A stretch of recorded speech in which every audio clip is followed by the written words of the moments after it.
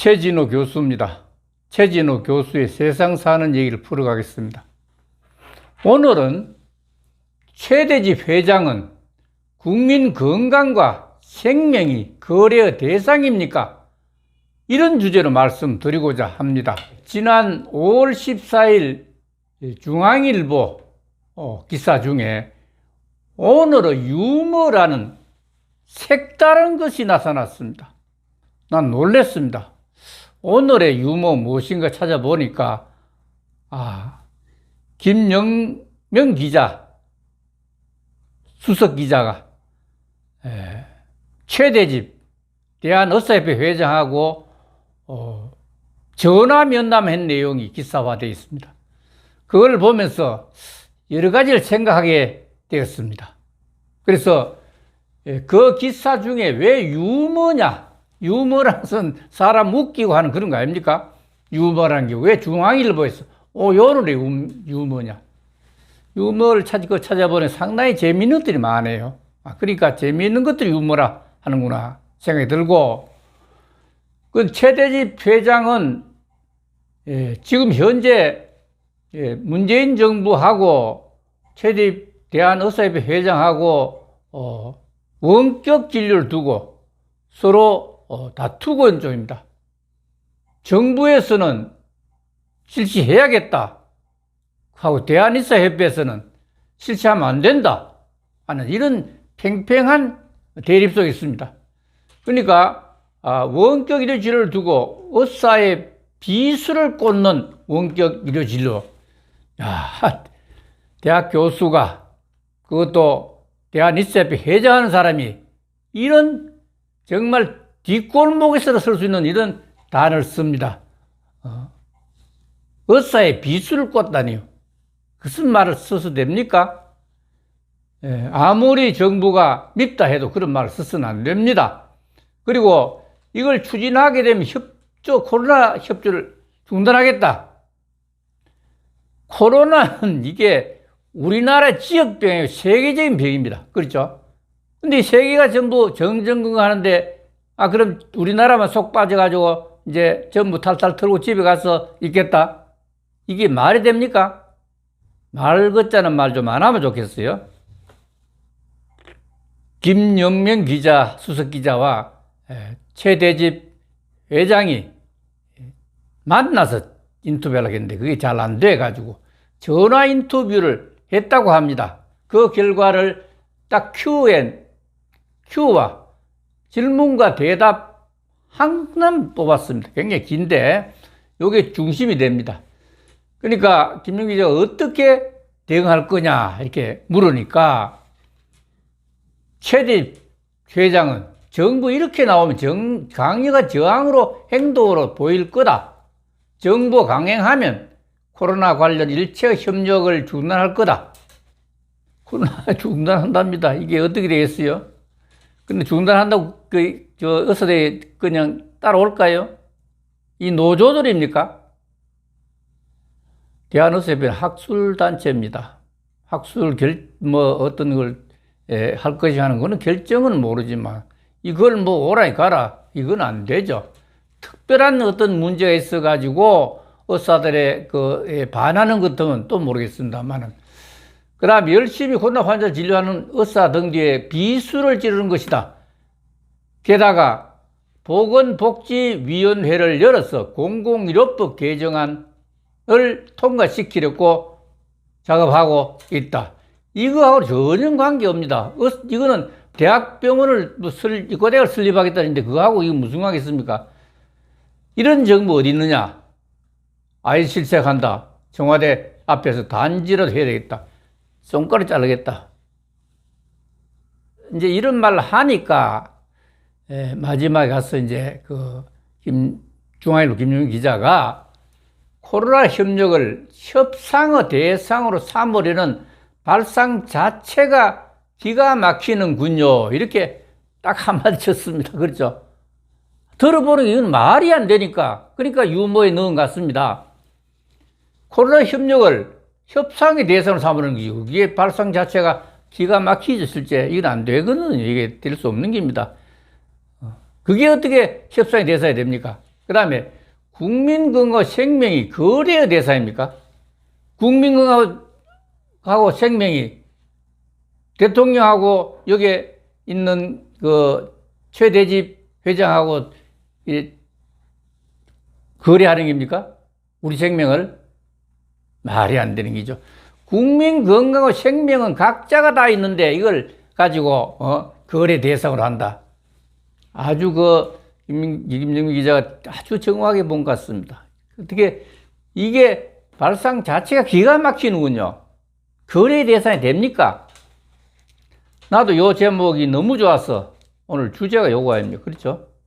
최대 회장은 국민 건강과 생명이 거래 대상입니까? 이렇게 내가 물어놨습니다. 대답해 보겠죠. 최대 회장은 지금 어떻게 하고 있느냐. 전체 회원이 의사들이 13만 명 된다니까. 거기에다가 지원시켜가지고 전체 회원 대상으로 전화 상담이나 처방 전면 중단하라. 꼭 그걸 하고 있습니다. 전화를 해가지고, 전화 상담 하지 말고 처방도 하지 마라. 이렇게 얘기를 하고 있고. 또 비대면 원격 진료 관련 투쟁 적극 동참 요구. 여기에 이제 좀 헷갈리죠. 원격 진료면 원격, 비대면이지. 뭘 하나만 하지. 원격 진료 가는 것이 세계적인 공통문으로 되어 있습니다. 그렇죠? 물론 뭐 자기 나라 말 바꾸긴 하지만은. 그럼 비대면 가는 이거는 뭐 어차피 안 보는 게 비대면이지. 이걸 또 깨어넣는데 이건 말이 안 되죠. 정부도 이런 말 쓰는 모양인데 정부도 말이 안 되죠. 그게 말입니까? 원격 의료 진료 가는 세계 공통적입니다. 텔레메디신이라는 말 쓰잖아. 그렇죠? 그게 비대면이라면 어디서 그게 됩니까? 텔레메디신 가는데. 그래서 오늘의 유머가 무엇인가? 이 주제가 좋아하는 주제가 유머면 그 자체를 그걸 해놓고 면담해놓고 보니까 정말 이건 유머거리니까 오늘의 유머가 무엇이냐 보니까 유머는 여기 나오죠. 남 웃기는 말이나 행동, 우스개, 익살, 해악 이렇게 하니까 정말 웃긴다는 얘기 같아요. 오늘의 유머는 대한민국의 인터넷 커뮤니티다. 주로 유머를 중심으로 하여 게임, 시사, 과학 등 다양한 주제의 게시판에서 토론하는 인터넷 포럼이다. 요즘 그렇습니다. 학술 발표를 못하죠. 사람 모이게 안 되니까 전부 인터넷 가지고 합니다. 근데 인터넷 하면 보느냐 안 보느냐 듣느냐 안 듣느냐 모르잖아요. 그렇게. 지금 학교에 중고등학교 수업도 마찬가지인데 저렇게 인터넷 하니까 이게 듣느냐 안 듣는지 모르는 거예요. 근데 몇 명 듣겠어요. 그 다음 질문도 그렇습니다. 질문도 사전 내놔라. 내놓을 뭐 질문이에요, 그게? 사전 내놔라.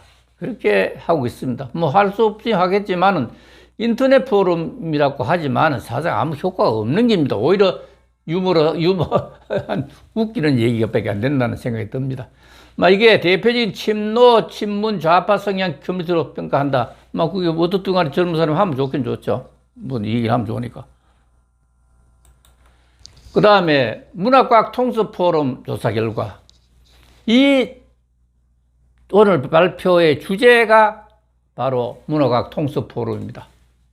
나는 그 대학교 다닐 때 학생 회장을 했기 때문에 또 졸업하고 나서도 주로 시민운동에 많이 관여를 했어요. 처음에 90년 초에 먹거리 사랑 시민연합. 또 그래가지고 내가 있던 대학이 수산대학입니다. 지금 부경대 가지만 수산대학이 그러지만 바다 좀 살리자 해서 바다사랑 실천운 시민연합 또 했죠. 그래가 또 1999년에 한림원 회원이 됐습니다. 한국과학에서 한림원. 한림원 우리나라 최고 과학자 단체죠.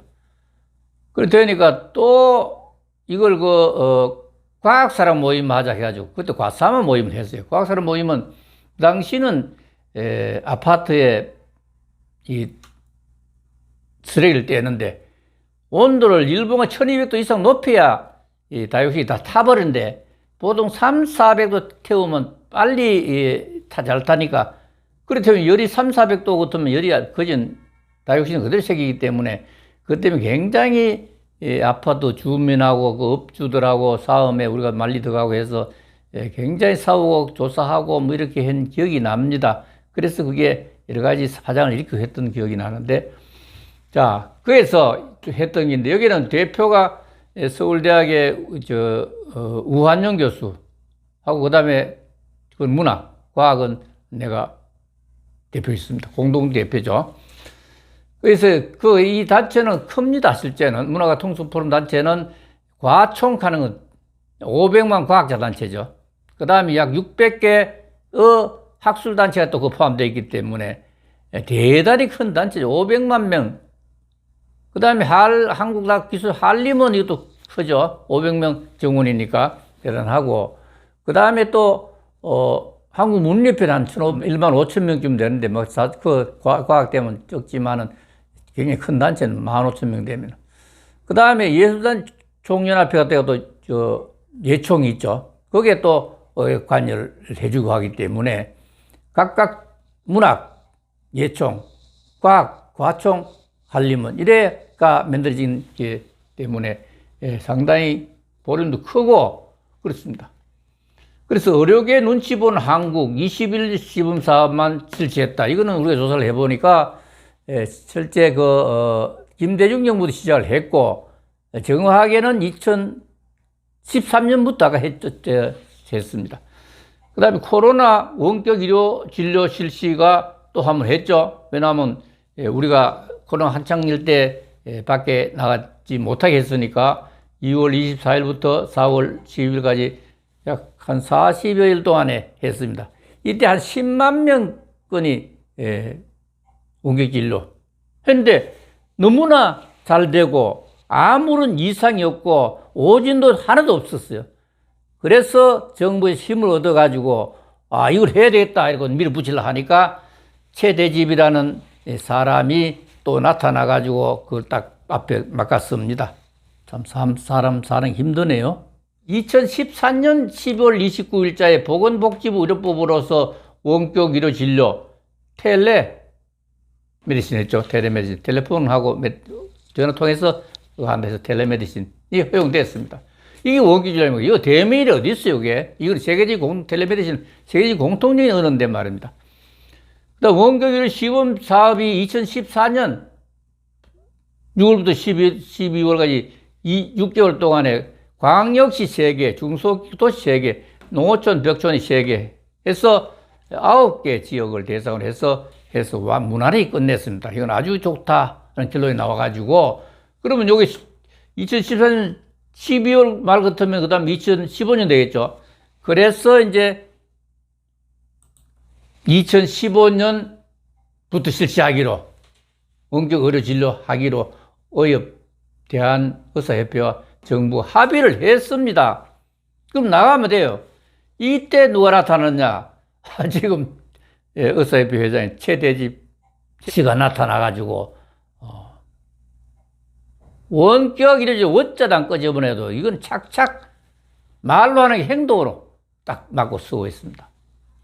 그래서 원격 진료는 뭡니까? 실제 위험이 낮은 재진료 환자 늘 약방 자주 오지만은 위험 없는 그런 환자, 뭐나마나 환자지. 전화만 될 수 있는 환자. 기저질환 가는 거는 지병이죠. 지병 있는 사람. 당뇨병, 고혈압, 이런 지병 있는 사람 등은 질병 관리가 필요한데, 하긴 한데, 이거는 보통 3개월, 4개월마다 한 번씩 와요. 약만 받아옵니다. 그러니까, 여기 자주 올 필요가 실제는 없습니다. 어서 좀 쉬어야 되니까. 그 다음에 장애인이나 노약자, 농어촌에 있는 사람들은 섬 같은 데는 오기 어렵죠, 결과적으로. 여기에 장애인, 걸음 걷기 어려운 사람, 노약자, 또 나이가 많은 걸음 걷기 어려운 사람, 농어촌에 그 병원, 섬 같은 데서 오기 어려운 이런 사람들, 병원이 오기 어려운 이런 사람들은 하게 되지 아무나 가사라는 건 아니거든요. 근데 의사협회 최대집 씨 같은 사람들은 무조건 다 하는 걸 이렇게 생각을 하는지 그렇게 알고도 모른 체 하는지 그는 모르지만 자꾸 그렇게 밀어붙입니다. 이 숫자가 그렇게 많지 않습니다. 그런데 이걸 세계가 다 하는데 우리만 못하게끔 이렇게 만들 수는 없고 그럼 어떻게 할 것이고 하는 것은 내가 대답입니다. 그렇죠? 우리가 어떻게 하는 대답을 해야 되니까 2016년도 세계 20여국에서 벌써 원격 진료를 하고 있죠. 그렇죠. 원격 진료를 하고 있습니다. 그러니까 원격 진료를 하고 있으니까 우리나라만 이제 빠지게 되는 거리. 지금 한 2015년 5년 전이니까 지금은 거진 뭐 한 7, 80%가 다 할 겁니다. 편리하니까 해보면. 그 다음 정부는 규제 샌드박스 하게 되면 금방 내려도 할 수 있어요. 저렇게 싸울 필요 없습니다. 그래도 정부에서는 가능한 다 협조를 받아 하는 게 좋다. 모양새는 괜찮으니까. 규제 샌드박스는 그 모래에 있는 그 곳 아닙니까? 그러니까 안전하죠. 넘어져도 안전하고. 그런데 규제 샌드박스라는 것은 갑자기 어떤 게 개발되는데 다른 나라도 바로 개발할 수 있을 때는 우리가 먼저 딱 덕을 내가지고 시행하라는 쪽으로 하기 때문에 이거는 보통 우리가 이게 뭘 하기 위해서 하면 등록하고 뭐는 하는데 준비하는데 한 반년 걸리고 그러면 다 안 해도 되게끔 바로 할 수 있게 해주니까 굉장히 순발력이 있죠. 그런 경우 특허라든지 주요한 거는. 이런 거는 이제 규제 샌드박스 정부에서 이건 무조건 합니다. 1년도 좋고 2년 좋고 하게 됩니다. 그러면 그 법이 필요 없어요. 근데 원격 일을 추진한 다음에 이런 걸 이제 샌드박스 한번 써라 내가 보기는 최대집 씨가 말이 안 들으면 할 수 없지 뭐. 그러니까 쓰는데 그러면 원격 일을 추진한 다음에 1년, 2년 해보고 나서 좋으면 하고 안 좋으면 안 하면 되는 거죠. 그렇죠. 세계에서 우리나라가 안 한다고 뭐 세계가 무너지는 것도 아니고 그렇기 때문에 이렇게 정리를 하는 게 좋겠다 해서 나는 정부가 만약 최대집 의협 회장이 그렇게 2015년부터 이 사람이 나타나기 시작해서 문제였으니까 하면은 규제 샌드박스 써라. 그리고 이래서 그러면 이거 아무도 말할 사람이 아무도 없습니다. 국회도 말 못 합니다. 그리고 그렇게 추진해서 효과 좋으면은 계속 하는 거고, 그 나쁘면 다시 바꾸는 거고 그렇습니다. 이렇게 가볍게 생각해 주실 것을 부탁드리고 최대집 회장께서도 좀 넓게 보시니 좋습니다. 자꾸 뭐 싸우는 게 투쟁하는 게 좋다 이렇게 생각할 필요 없습니다. 악수하는 게 더 좋죠. 주먹질이 더 좋습니까?